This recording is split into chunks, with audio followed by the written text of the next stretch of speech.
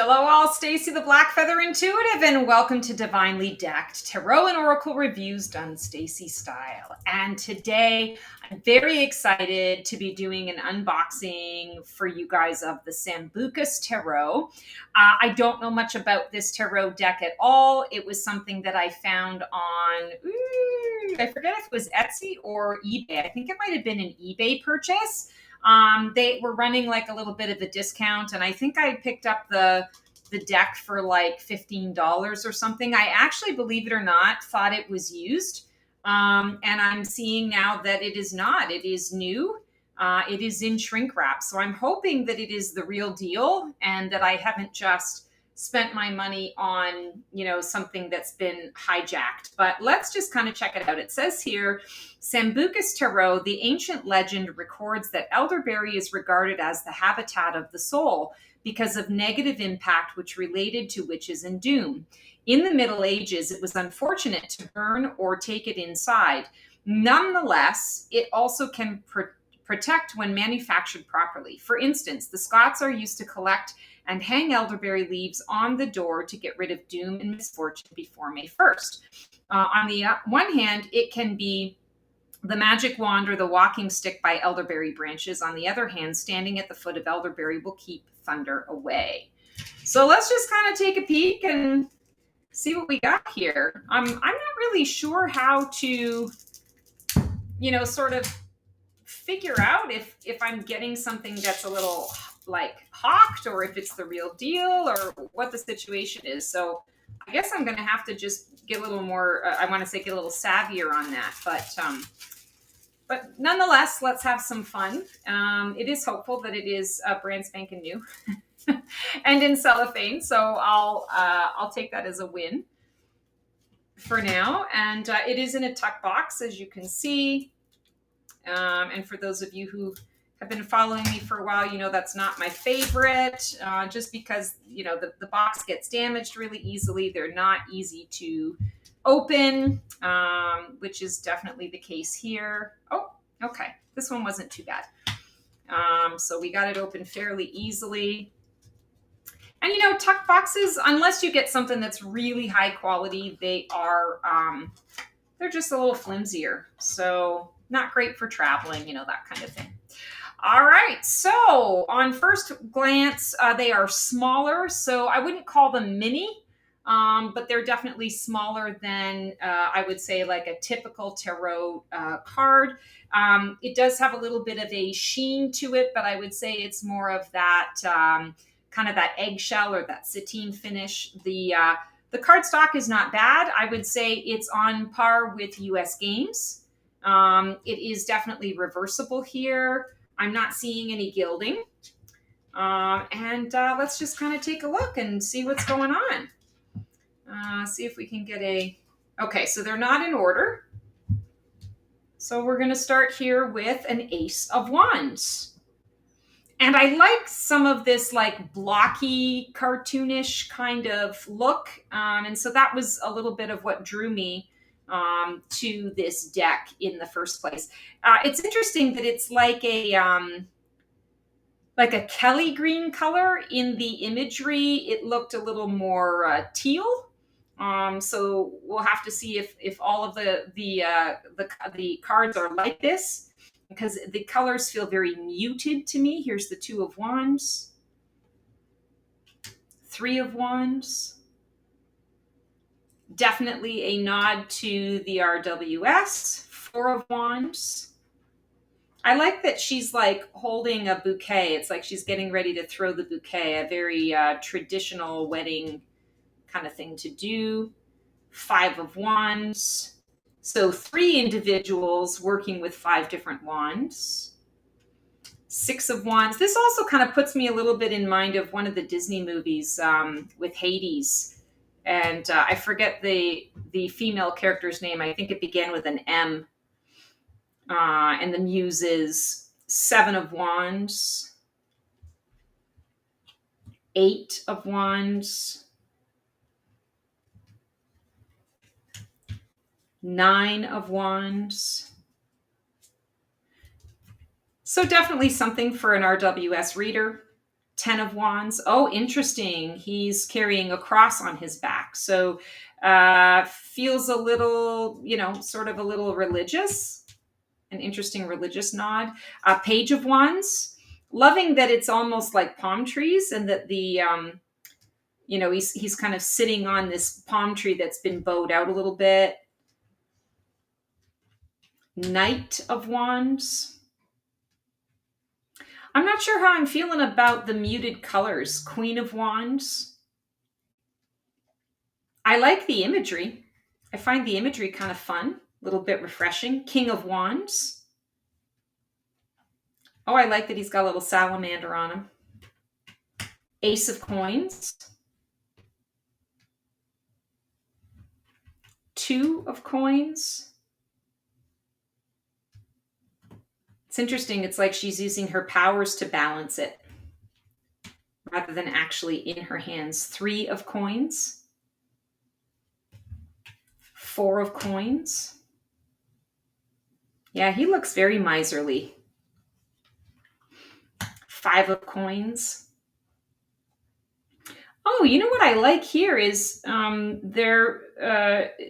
it's a wheelchair. So I feel like this is being very inclusive.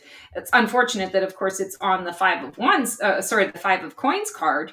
But I like that inclusivity there. That was unexpected. I like that. Six of Coins. So this definitely looks like royalty and then, a beggar kind of thing, or a individual, a patron of, an individual in the kingdom needing help. Seven of Coins. Wow, he's got like a big machete there. Big boots, big shoes to fill. Eight of Coins. Yeah, I like that he's reading in the book. It's like he's fine-tuning his process, recording the process of all of these beautiful coins that he's created. Nine of Coins. I feel like she should be singing, "The hills are alive with the sound of music." 10 of Coins. Loving that. Definitely that ancestral legacy energy. Page of Coins. Oh, I like that he's reaching for something. Knight of Coins. This is strange. So they've labeled it on the bottom, Page of Coins, but then they also put the title at the top. Maybe that's like if you're using the deck in a different way. I don't know what the purpose of that would be. Queen of Coins. King of Coins. Let's see if there's a rabbit in here. Nope, no rabbit. Ace of Swords. Very traditional. Two of Swords. Oh, she's pretty. Three of Swords. Yeah, definitely a nod to the traditional. I kind of like that the heart is a little misshapen. I don't know why. I don't know what purpose that would necessarily serve in a reading, but I just like it. I'm noticing it. Four of Swords, that rest, that truce, that relaxation. Five of Swords. Yeah, like, was it worth it, dude? Was it worth it? You made this guy cry. He lost everything.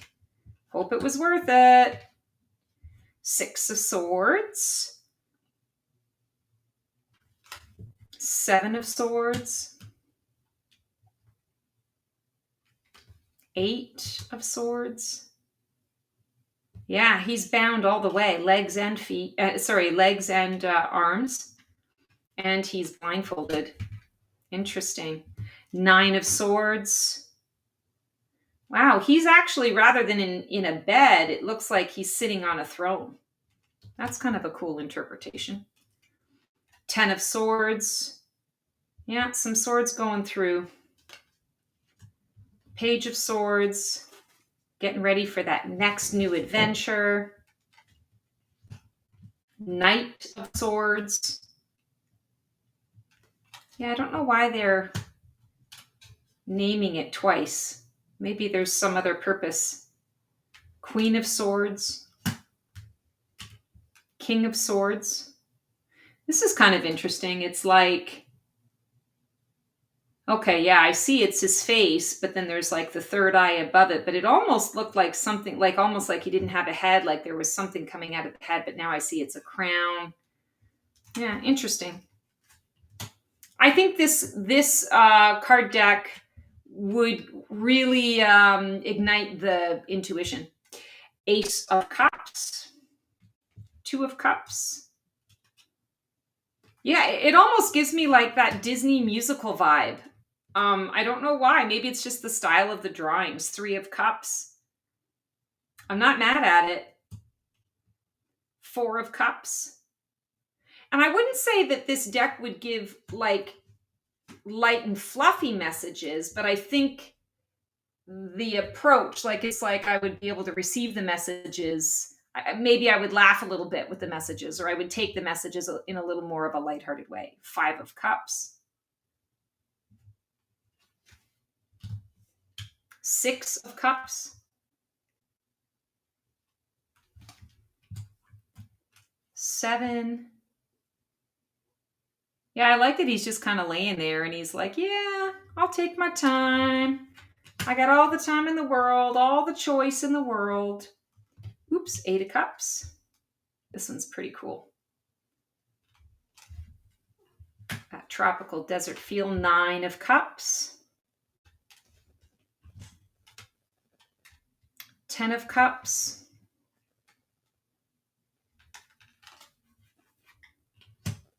Page of Cups. I like that he's jumping. Knight of Cups. Queen. She's pretty. She's very relaxed. King of Cups. I like that he's looking up at the stars. He's got his cup, but he's not really paying much attention to it. He's actually looking at what he's contributing out in the world. I think that's kind of cool. The Fool. The Magician. Oh, I like the Magician. The High Priestess. Interesting. I like that she's in the moon, like she's sitting in the moon. There aren't any pillars, but we do have like a palm tree. But I like that she's in the moon and she does have the scroll. The Empress. Talking to the bird. The Emperor. I like the stairs here. I just realized I did a bunch of, I didn't turn them over. There we go.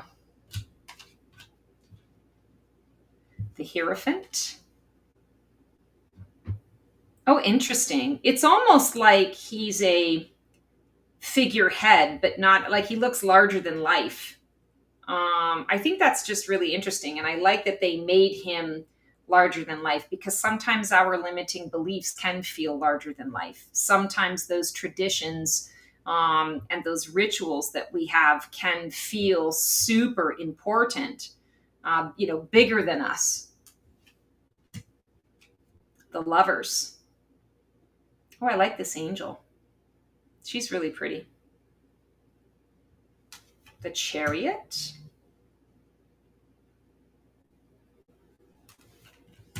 Strength card.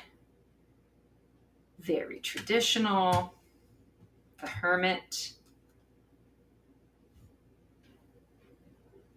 Well, that's kind of weird. Like, he's got his hand closed. It almost looks like there's something stopping him. That's interesting. I like the stars, that the yellow is what pops out here. You know, that the vision, the creation of the vision, using your imagination to do the deep dive. Wheel of Fortune. So we have the Ouroboros. Justice. Yes, justice is blind. The Hanged Man, the Hanged One. The Death card.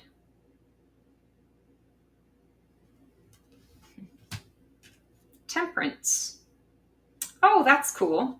It's like the angel is throwing down the